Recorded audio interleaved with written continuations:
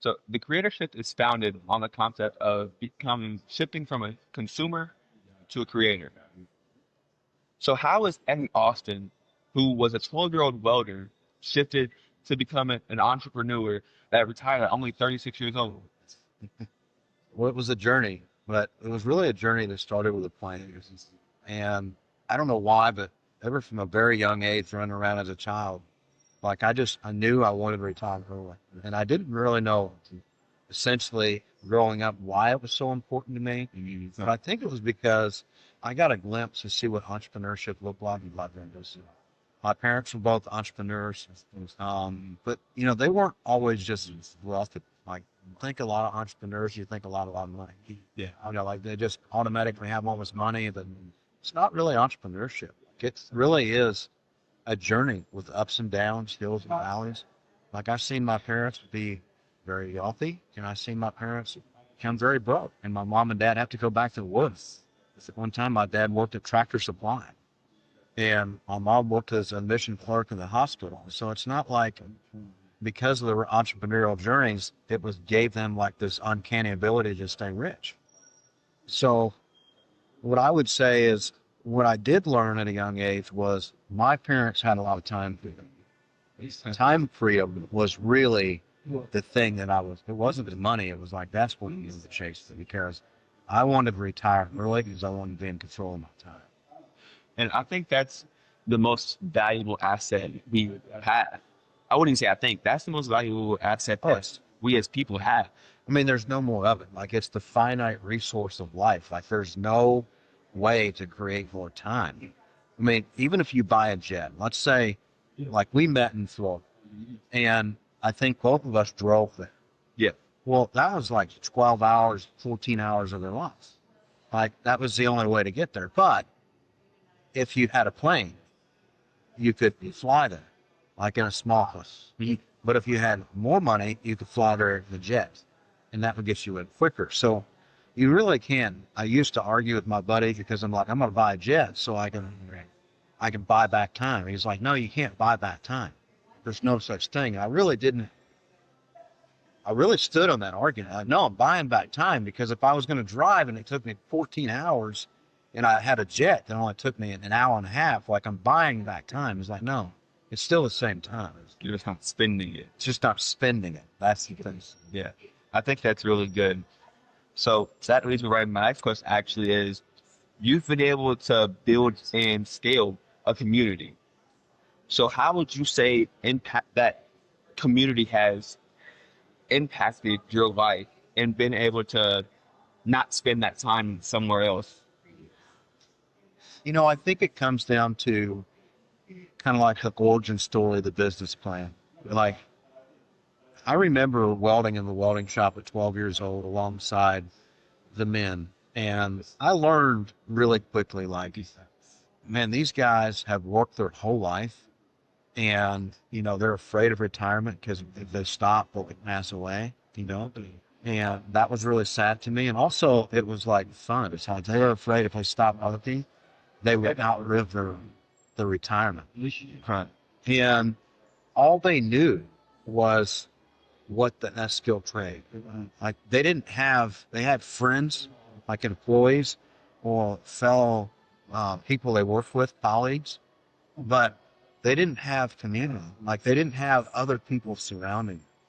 And I think that's what I found real quickly is like, hey, to do this and not be alone in what I'm doing, like, I have to create like I have to create like a community. Because not only do I want to save myself, like, I want to save other people. And that's really where the community kind of was born. Was I'm like, yeah, I can single-handedly, of course, buy some real estate or flip some businesses or start a business and make it enough to be financially free, per se. And I did that. But essentially, I was kind of wrong because, yeah, I retired at age 36, but a lot of my friends weren't there when I retired. Like, they're still employed. So now I'm retired, 36 years old, no corporate America job. Well, I mean, I'm like retire. Like, I don't live on a yacht. I don't fly around on a jet. Like, that's not retirement to me. It's just owning my time. Like, physically taking however long we want to do this podcast. and my schedule's clean to do this. Yeah. And that's what I mean. But I realized that, man, to get to this point, like I want other people around me, like in my community, that can also like benefit from the things that I've done and the things that they do, because I learn from them too. Yeah, I learn things from you, and even at your age, a very young man, like I learn things from you, and you learn things from me. So why wouldn't you want to be? Why would you not want to be in a community? I really combat one of the biggest things that about entrepreneurship, and it's that entrepreneurship is a lonely journey. It is. But I think it doesn't have to be long. And I don't think that's just how it's been set up. Yep. So a big part of the creatorship is the community that I'm creating now. I don't want people to take the first steps alone. It makes it so much harder. It does. When you have people that you're constantly seeing take the step that you're taking, be one step ahead of you, it means they're in reach. You can see yourself doing what you're doing. And that's why the creatorship community is so important. Absolutely. Because at the end of the day, there's somebody ahead of you and there's somebody behind. And it's always like this. You're always reaching down and picking somebody up. And you're always reaching up to get a better handhold to pull yourself up high. But also those people can push you from the bottom and help you get there. Yeah. Like throughout this journey of creating this community, you're going to go through some things. And sometimes you're just going to wish you could ask somebody a question. And if you're alone in the silo of entrepreneurship and you're just inside the silo and not allowing people to help you, that's when it gets really lonely and really daunting. And it's kind of when you might decide to give up, because it was like, man, I don't know what's facing me now. Yeah, absolutely. I feel like just from the way I was brought up, even I tend to do the self-isolation when things get tough because I know that I'm going to figure it out. So let me ask you a question from me, for me. Yeah. This is about them right now. It's for me. Yeah. In creating the creatorships, what would you say is the most important part of the community? And how do I use your community and the community that I'm building to elevate myself instead of get dragged down? Me personally, you met me in a conference, a real estate conference. Yes. That's where I get my energy. When I'm around other people, that's where that real energy comes from. Like when I'm low on energy, I ask myself, Eddie, how many people have you helped this? So I think the biggest way to recreate that in a digital community is it's like not everybody can meet in person. Make it a community where there's shared smiles. Like when you could get on and online, see each other and laugh. Like laughter is one of the most infectious drugs, in my opinion, there is in the planet. It's a happiness drug. Yeah, absolutely. So when you get on to a Zoom meeting or some kind of online meeting and you get these other people on there, like friendship, companionship, and laughter, and those things is what really does it for me. And I think that's why the community is so important, that you're trying to recreate that environment. Like not everybody can afford to go to these expensive conferences. Why they take a leaf off of water, all those things. So how can we do it cheaper? Yeah. Like how can we do it more to where anybody can get on at any time and they can be around other people and smile, laugh, and everything. So it's recreating that environment. In my opinion, that's the number one thing that makes a good community. Is it's not dry. Like people laughing, they're smiling, they're picking each other up. And you're serving as something fantastic because you're giving somebody a place to come. Like somebody had a dream and they built this place that we're sitting in now. Beautiful place. Yeah. Like a lot of people are just happy to be sitting in this place. And I am too. Yeah. So if all we do is bring some more people here and just start cutting up some origin stories and laughing, like it's a good day. That's what it's all about. It's just, how do you recreate that environment? Absolutely. I absolutely agree. I believe there are people who tend to be more isolated, but when you're having a conversation with someone about something that you feel passionate about and they feel passionate about, I feel like that's one of the best ways to renew yourself. I've been in some very tough times, and even just talking about gaming, because I'm still young, I like to game. Even just talking about gaming, I feel rejuvenated in a sense. It's almost like the problems that are over there stay over there. They're not creeping in and trying to whisper in my ear the whole time. It's a sense of belonging when you can have a conversation with somebody that speaks your language. And for us, it's the language of entrepreneurship.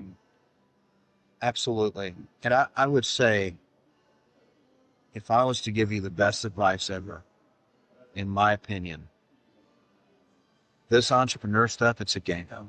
Like, you enjoy those games you play, you get energy from. But what you got to figure out is that this whole thing, like the real estate stuff, the private equity stuff, it's a game. Yeah. Except I'm playing real life Pinocchio. Like, I'm I've always making, loved the analogy. yeah, I'm making board moves. Like, it's so many houses in a red hotel, right? Like, you do so many little development deals, and it's a big deal. You keep, or you buy a few businesses, and then you're giving people returns. So, like, I love what I do, and I never get tired of it, because to me, I'm in the game. Like, I'm literally like a figure in the game of life. And I used to really care about the finishing. Like, I used to say, when we get the jet, when we get the yacht, like, I'll know I'm made. But it wasn't that for me, that when I get the jet or the yacht, that it's like this material thing. It was more, when I get to that level, I know that I'm able to give you lots and lots of money. I want to give the listeners a real mistake I made. I spent years chasing it, and it left me really empty. Like, it really did. Because at the end of the day, my first mentor said, Eddie, I see what you're doing. Like, you're doing all these deals, you're doing all this stuff, you're doing a great job. But essentially, Eddie, you're not doing the right thing. And I was like, what do you mean I'm not doing the right thing? He goes, Eddie, you got the accolades up on Facebook, man. You're a serial entrepreneur. You've bought and sold companies. You've done these things. But there's one thing you're missing, and it's fulfillment. And if you're not a philanthropist, he talked to me one time when I was much younger about philanthropy and scarcity. And I essentially wasn't wise enough at that time to really comprehend what that really meant, like the real impact of it. Now today, dude, I could care less about the jet, care less about the phone, I care less about the islands, to be honest. It's not money, because what he taught me is Eddie, you can give back without money. Like, you don't need millions of dollars to give away 50% of your life to go help St. Jude's and all these other nonprofits that we donate to. You can donate your experience. You can donate the things that you've already learned to a younger person. So good. That's worth millions of dollars, man, and it costs you nothing. It cost me something. It did, because it was a mistake I learned something from. Of course.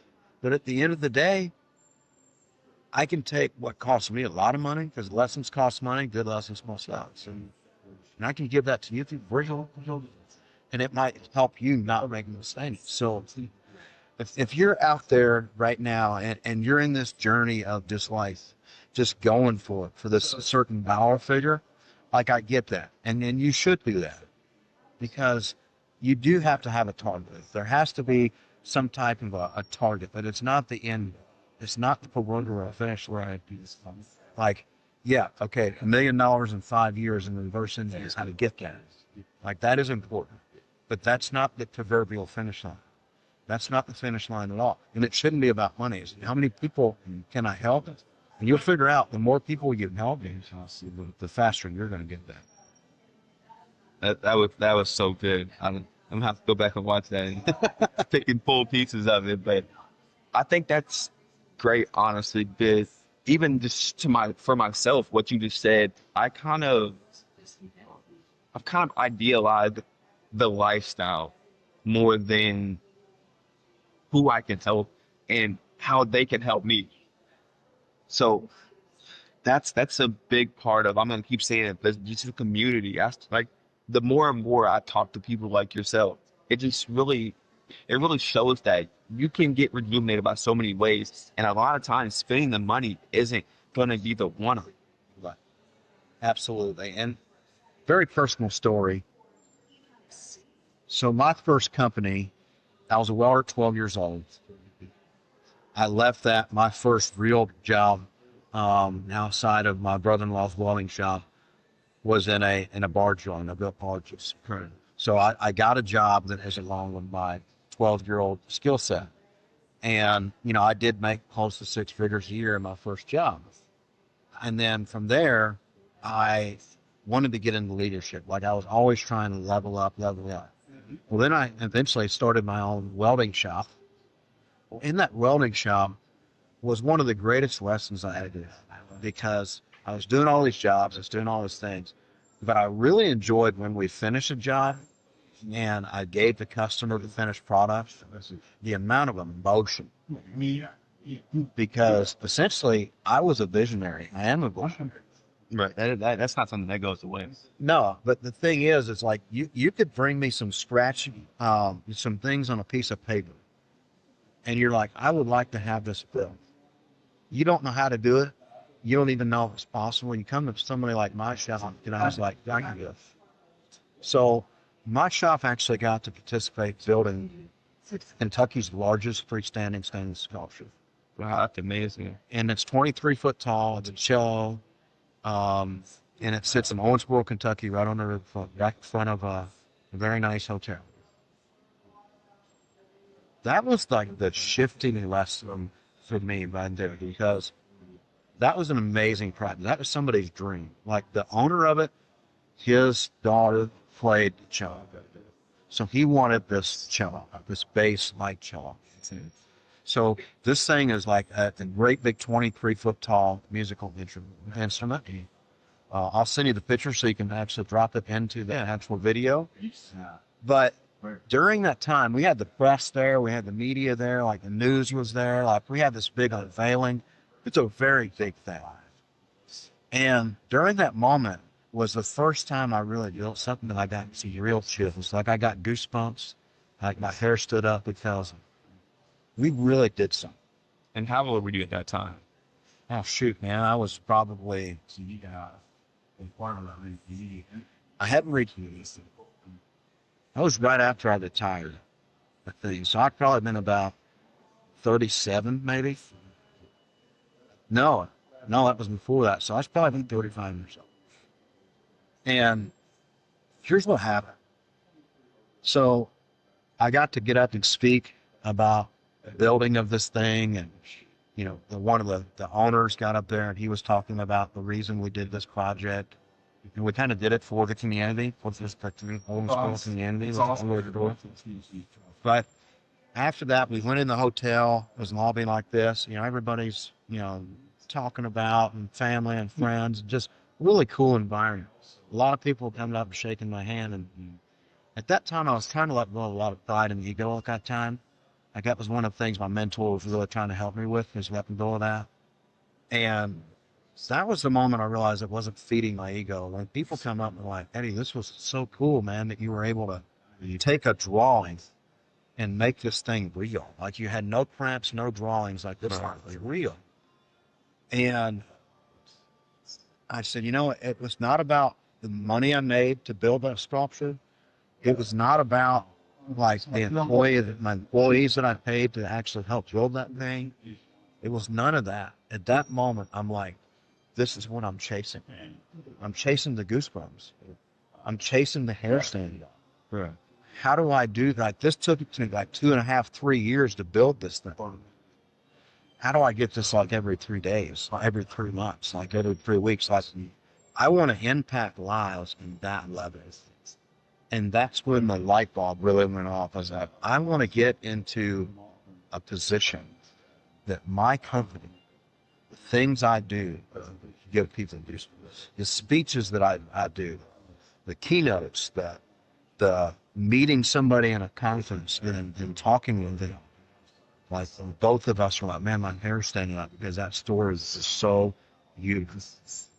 And that's when I started chasing. That's what this life is about. That's when I started enjoying the journey, not the destination. Man, that's such a powerful story. And I want to see what you think about this when I say it. I feel like so much of that was just taking the risk. And you talk a lot about the mindset comes before the money. So what was the mindset that you had before that? What's ultimately shifted to where you want to help people? What was Eddie Austin's mindset before that? It's not to get too far back in the weeds, but there was No, no, this is your story. You can go as far back as you need. there was some medical things that happened to me at a very young age. Like I'm very lucky to be sitting here today. I was supposed to be a vegetable, to be honest. Like the doctor said, look, if your son makes it through this, like he's going to be in a glass box. Like he's never going to be anything. So I had some things happen during that time that maybe kind of shifted or changed some things in me. But essentially, I had no fear. Like my reaction to fear is excitement. Like that's just the way it is. So when the sculpture came about, they had all these plates cut. Like they had this little bitty model built, and they had some drawings, but they weren't like blueprints. They were just like a sketch. Right. And they had these plates cut on the floor to somewhat size of the shapes. And they'd been trying to put this thing together, but all this was. And a friend of mine that knew me from a very young age, he said, if there's one guy that I know of that can bring this thing to life, it's Eddie Austin. Like he's a visionary, and this guy can weld like nobody's business. Oh, I can weld like nobody's business because I've been doing it since I was 12 years old. Right. Like I have a lot of reps. Yeah. It was mastery. Like, never fear the man that kicks 100 times. Fear the man that can do it with his eyes closed because he's done it 10,000 times. Like he can do it at any point because that's a master. Well, I'd weld way more than 10,000 yards. So I came into the shop and I've seen it, and I seen the model, I seen the drawing, and I was like, oh, I got this. This is no big deal. So I was never afraid to just go for it. But there's a backstory to that. I looked up to like race car drivers. I looked up to some very influential people before influencers was ever. And I'm like, I want to be one of those people that do things just so extraordinary that it inspires somebody to try it. I think that's cool too, even just in itself. This is just being able to see what is real. So much of the influencers nowadays, they're not posting on real life. They want to portray an image. Being able to see what's so real, and then knowing that I can do that. He's human. I'm human. Why can't I do that? What does it take to do that? Right there. That's exactly what it is. So I guess I could see myself because I went through the fire. I went through the forge and so many things at a young age. For a reason, I put myself there. I put myself through my own misery, but I wanted more. Like I wanted to be made from more. And I knew I was made from more because I had such a chance. But I wanted everybody to know that I'm an everyday citizen. Like I'm not, just because I had a lot of bad stuff happen to me when I was young, I might be what they call a miracle child or whatever. Like I'm not a miracle. Like, I'm an everyday guy. Like, I have no special education.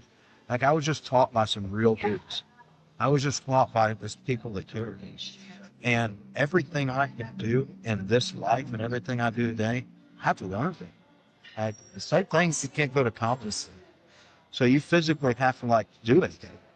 But I was never afraid to take the step ever. Like, so I embraced failure. I learned to go out and fail fast because I learned nothing from my books. So I just wanted to go out here and just fall on my face and pick myself up, brush myself off, and go out again and say, okay, well, don't trip over that. Don't run that bit. And just learn from it. I wanted to learn as fast as I could. It's like I think about my life. Just thinking here now, kind of like rewinding. It's almost like my life was like a representation of ChatGPT. Like my brain was being, like I'm learning, from things. I'm inputting things in, and I'm interpolating that, and I'm learning through it, and I'm dissecting it. I'm like, hey, why didn't that work? It's like Thomas Edison. He'd never have a light bulb. He didn't have 1,000 failures. You found 1,000 things that didn't work if you applied it. That's great. I honestly, I just said this, I think 3 days ago, and it was just because somebody gives you what they did and it doesn't work, doesn't mean that it doesn't work. They're proof that that can work. You just have to find what works for you. So many people aren't willing to do as even you just said and just fall on his face and get up and be like, what made me bad? Was it the rock in the room? Or was it the fact that I'm not used to the train I'm in? It was the fact that I was running maybe too fast. There's so many things that go into success and learning that you have to be willing to fall on your face and then look at the rock in the road, kick it to the side, and keep walking. I love what you just said. And I want to build on that and add a little color to it. There's two things here. Failure is not final and success is not final. And what I mean by that, I've been in this real estate game a little over 20 years. I've seen the landscape of real estate. And I'm not talking about the landscape. I'm not talking about the pushes. I'm talking about how you make money through economy. The economy shifts. Things change. Just because you succeeded at XYZ company in 2008 and it worked for 2008 through 10, those same skills are not able to be applied today because the landscape changes. Yeah. So success is also not final. Just because a man is successful, he was successful in that environment. It doesn't mean he's successful today. And listen, so a lot of people compare themselves to companies that's been around a long time. Like I've used to compare myself to Blackstone. Man, Blackstone has been around for decades. They've learned so much. They have so much compounded interest. I can't start in 2025 and build a company that looks the same as theirs because mine's built in a different atmosphere. And you can't apply the same things. Principles, yes. One thing you can always apply to business, this will never change. Integrity of a company never should change. That's the one thing that can be applied in every single atmosphere out there. Honesty, which really goes down to integrity. But, integrity is doing the right thing whether somebody's looking. Honesty is just knowing, hey, that guy, he's telling the truth, man. And sometimes you have to back check that. The other thing is you have to communicate that. Like those three things, and honesty and integrity is kind of the same thing. But communication, so many companies, so many people fail because they lack to communicate. That's one of the biggest things. And another thing is so many people are afraid to deceive somebody, like hurt somebody's feelings. But you hurt somebody's feelings more by not telling them they're doing a bad job. Constructive criticism is something that should always be received well. And I think that many people won't deliver bad news because they just think it's bad news. Look, bad news is like fruit. It doesn't age well. So before it rots and it stinks, just deliver it. I mean, just give it to somebody and say, hey, this went wrong in the company. This went wrong with this person. And here's what we're going to do to fix it. So don't just deliver bad news. Come with a countermeasure. I was just about to say that. It's one thing to tell somebody that maybe the job they did wasn't up to par, but it's another to say, hey, this didn't really hit the way we intended it to. How about we do this? How about we shift your aim to something like this? And just giving examples and being able to really give constructive criticism. I think that term's thrown around loosely. It's so big. But let's bring it all back. As Eddie Austin, who was starting out as a 12-year-old welder, to becoming a serial entrepreneur, to becoming a man who retired at 36 years old. If someone were to ask, who is Eddie Austin? What would your response be? Well, I would have to say first, I'm a man of God. I'm not afraid to admit that. I'm a Christian, always will be. I owe everything that's ever happened to me to him, for sure. Um, I went a long ways without him. With white, and this is hard lessons right here. Like anybody that's in this season, I would tell you to stop. So if you're white knuckling the steering wheel, driving your own prideful, egotistic direction, and it's getting really, really hard for you, it might be because you're going the wrong road. Like you're going the wide road instead of taking the narrow road that you were meant to be. So, number one, I would say Eddie Austin is a person that listens. I am an active listener. I am listening consistently, and not only do I listen, I apply it to me. I've read countless self-help books, and I got to a position where I was reading 35, 40 books a year, reading and listening to it. That sounded impressive. It got a reaction from me, but it wasn't, because all those books, it may have widened my vocabulary, because I understood bigger terms, like I would stop and understand the word that was spoke. But at the same time, I could have read five books or four books a year, and just actually, back up. I could read one book about one billionaire, and that's the only book that I read for the rest of my life. As long as I applied every single lesson that was in that book, I'd be way farther ahead. I wouldn't need to read the other 34 books. So that's the biggest thing that made me shift and become who I am today, is I extract lessons. Success leaves clues, and I've always investigated. I'm always looking, what did this gentleman do? He did it in this time. What can I do in my time? I really like Byron's golden principle on that, because he teaches directly from the Bible, which is the book you're referring to, correct? Yes. Right. So his whole concept of how he can help people and what he's learned is all that life is a principle. The Bible teaches you principles that are tried and true and tested for as long as this world shall be here. Absolutely. That's the biggest thing. The other thing that I did that set me apart from a lot of people is I'm kind of a reverse engineering specialist. I didn't get there haphazardly. I got there from a place of pain.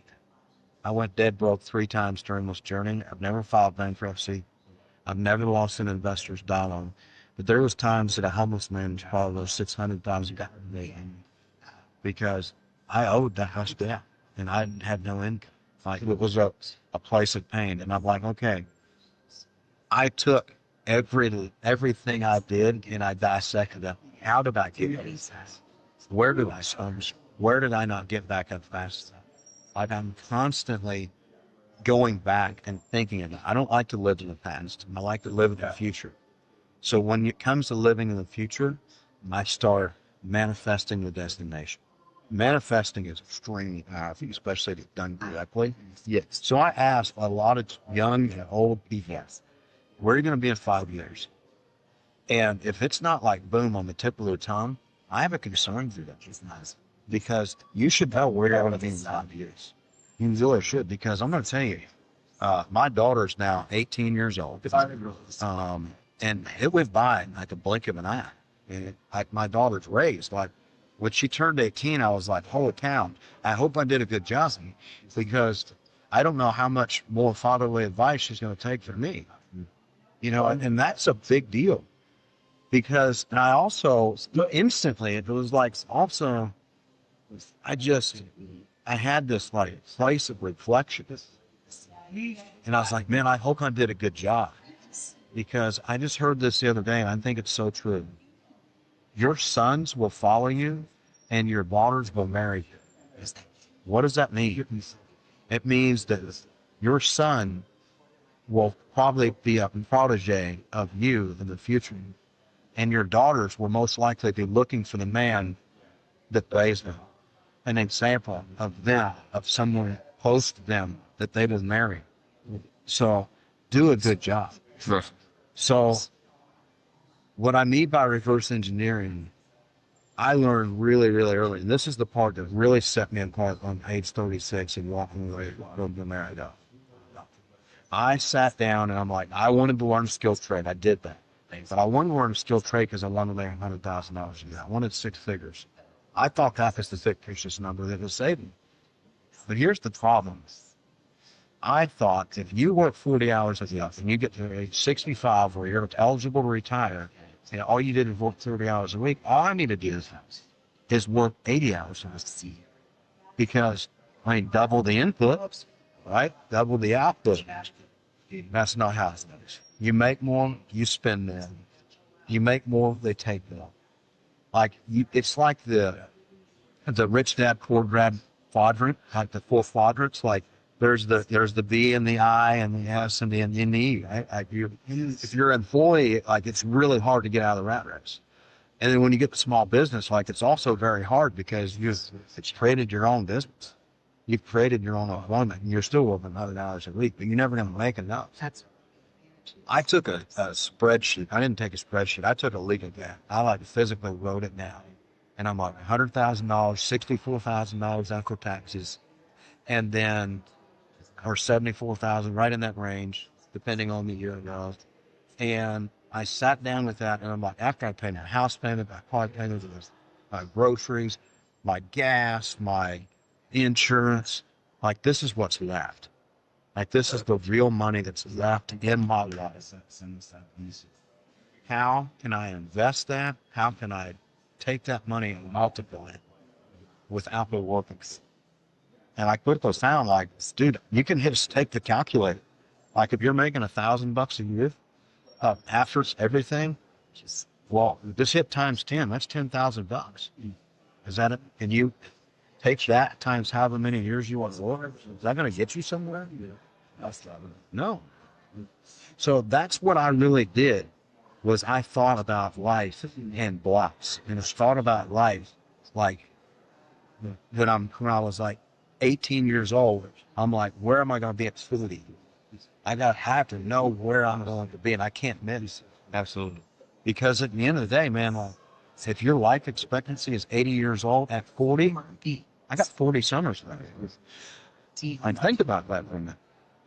That's a lot of what you said spoke to me, and especially spoke to who I'm looking to help for that exact reason of you might have been sold at $100,000 a year. It's a magic figure, 150,000, depending.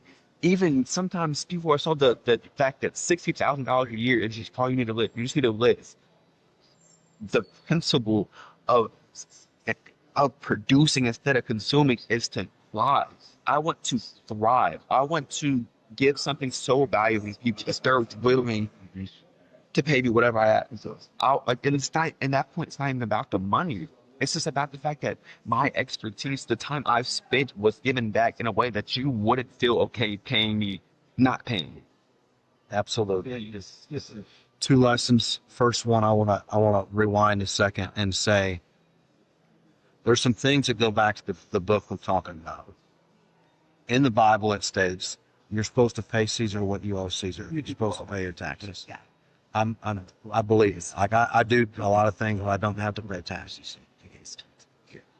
But at the end of the day, we were never ever put here. We're supposed to work like God wants us to work, but never ever were we went men to be born, to raise ourselves up, and have our parents raise us, leave the household, work, pay bills, and die. That was never the plan, ever. That. So what I mean by that is it's not selfish to want to be rich. It's not selfish to want to be prospering. God wants you to prosper. So go out and prosper. He wants you to multiply. And God also said that what was it? What was it? It was idle hands on the workshop new dev. They are. And I believe that active hands. This isn't from the Bible, but it's something that I've interpreted from it. Is active hands put out the byproduct, which is the money, the success, and everything else. And as long as you're glorifying God and keeping His word and His intention at the core of anything you do, there's no way you can't be successful or wealthy or whatever your definition of success is. You know, one thing I would add is there was a point in my life, my wife and I, you might say we had a, like, boat, cars, everything, like, really, like, a real collection of material things. That was my lowest moment because God made my kingdom come to us. And today, I'm a much more humble man knowing that all that was ownership. It was collections of material things. I was not laying my treasures up in heaven. I was laying my treasures up here on earth, and it service to last day. Now, all I do is stewardship. It's not mine. Like the money I have, the money that's in my account, and the things that I am part of, I'm just a steward. That's it. He owns it. I wouldn't have it if it wasn't for him. And another thing, you said something I want to, this is a really good lesson for any listener. It's especially in boy band. I was never worried about getting fired because I was going to come in to that company or into that business and I was going to do everything such a level that you never once would go a day without Medios brought us. Because I would execute with excellence in everything that I'm a constant person. Yes, absolutely. So You almost have to be to get to the level that a lot of people idealize, but they don't realize that it's literally just about one foot in front of the other. And for the same exact analogy, you kick that rock and you fall down, you move it out the way, you're not going to get back up and then walk over the same rock. It's the same thing with the business. You might have fell and you know exactly why. Move that out the way, hit the next hurdle, move that out the way, and then eventually you're going to see the hurdle that even hit you. Absolutely. You know, sometimes you can't see things until you get to the next level. At every level, there's new data. And if anybody has never read the book, Napoleon Hill, Outwitting the Devil, #1 book every person should read, especially at a young age. So many life lessons in there. There's 2 versions of it. One's narrated by one of the recreators of it, and one's the original manuscript. Get the original manuscript, read it, apply it to your life. It will help you tremendously. So Napoleon Hill, Outwitting the Devil. But what I mean is every level is a new devil. There's certain times I couldn't see what was going to stop me. I had to get to a certain point in life to realize that I'm not prepared yet. There's more work to do. And honestly, I don't think we ever arrive. Like we never truly make it. And if we do, we're leaving way too much on the table. Like every journey, you're just getting bigger, you're getting stronger, you're getting smarter. It's a constant journey. Like at the end of the day, you're probably gonna. I want to leave this earth with nothing left in the tank. Like I went for every single dream I ever had. It was worthy of the goal. And at the end of that, I want to meet that future person, that person I was supposed to be. I want to recognize that person. And when I get to heaven and I get there, that person is standing there, and I hope I either met the expectations or exceeded the expectations. That's such a powerful statement there. And how old did you say your father was? My father's now 87, and I'm 38. 87 years old. One thing that we talked about with off camera was the fact that your father at 87 years old said if he was called home right this second, he would be able to say that he was the man he was supposed to be. He lived a good life. That's one of the concepts that I learned at a young age from losing my father when I was only 16 years old. It was if I was to leave at that exact age, I believe he was right around 50 years old. If I was to leave at 50 years old and get called home, would I be able to say with the path that I was on that I lived a good life? And I wasn't. And you know, there's those children who talk to you. that's what it's all about is, just, if there's something you're afraid of, get past it. Because, let's be honest, we wouldn't have walked in here if fear stopped us from learning how to walk. Be a kid. In this journey, be a kid, be fearless. What's the worst going to happen? You're going to fall down. You're going to get a couple scars. Like, I got all kinds of scars. Then I got scars everywhere. Like, I'm beat up. I've had tons of stitches in my face, my head. Like, I've done some stuff. But at the end of the day, like, they were lessons learned. And I wasn't afraid of it. Like, fear is false evidence appearing real. And I think my dad, he did live very conservative, but one thing my dad has always done, you want to go to the Bahamas? Let's spend the money and go to the Bahamas. If you want to go build a boat, let's go build a boat. He fulfilled his bucket list in the current moment and not when I get to retire. When my dad's health started to decline a little bit, he told me one time, he said, son, just keep going for it. You're going to make it. It's taken you a lot longer than what I thought it could take. And you've had to start over a few times. Never give up something. And I was not allowed, and I'm still not allowed to say I can't. Because if you think you can or you think you can't, you'll do it. And at the end of the day, my dad never said he can't.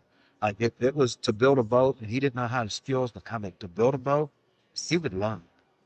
And I think that's why my dad can actually, with confidence, say, if he leaves tomorrow, he lived the goodies because he lives life every day. And he told me not too long ago, he said, son, if I had all the millions of dollars that I had when I was younger, one time my dad had 7 Excalibur Queen Air aircraft sitting in one. He was a pilot. He had a Learjet. He had a DC-3. And had boats. Like, he had a lot.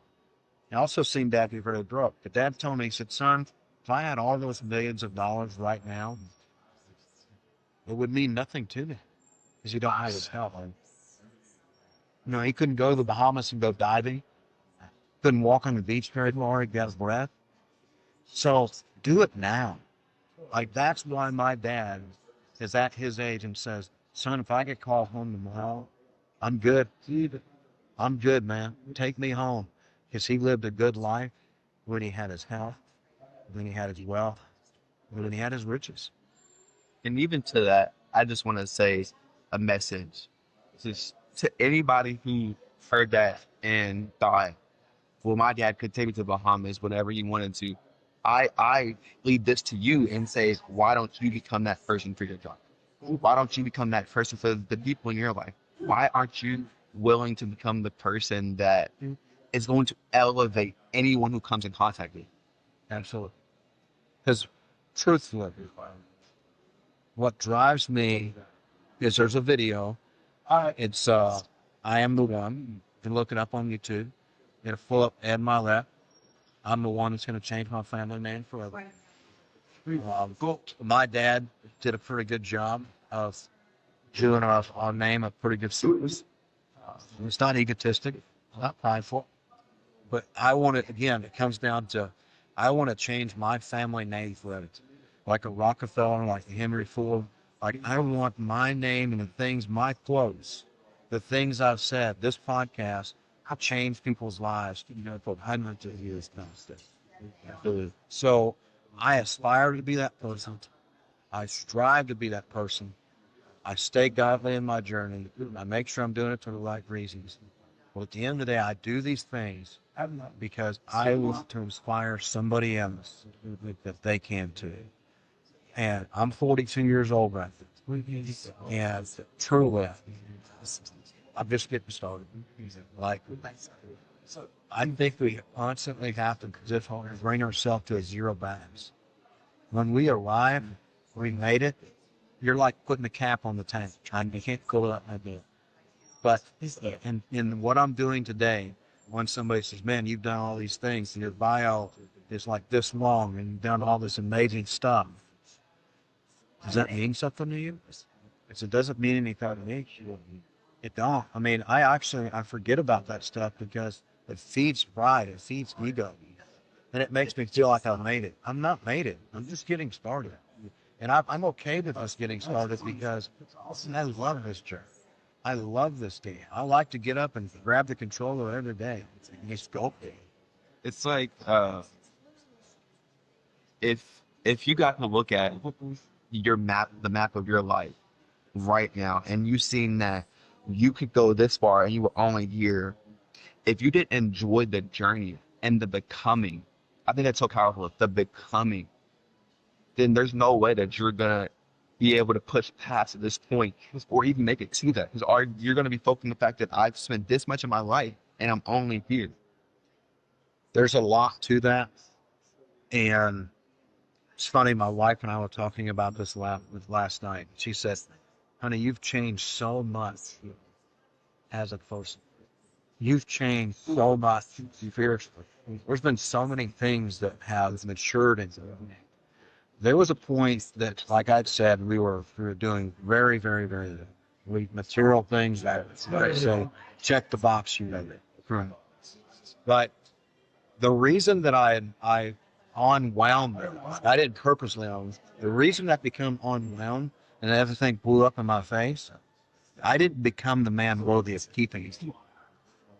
I was smart enough, ignorant enough, um, relentless enough to go out and work hard enough to get that stuff. Like I worked 13 plus years working over 100 hours a week. Like no less than 90 hours a week.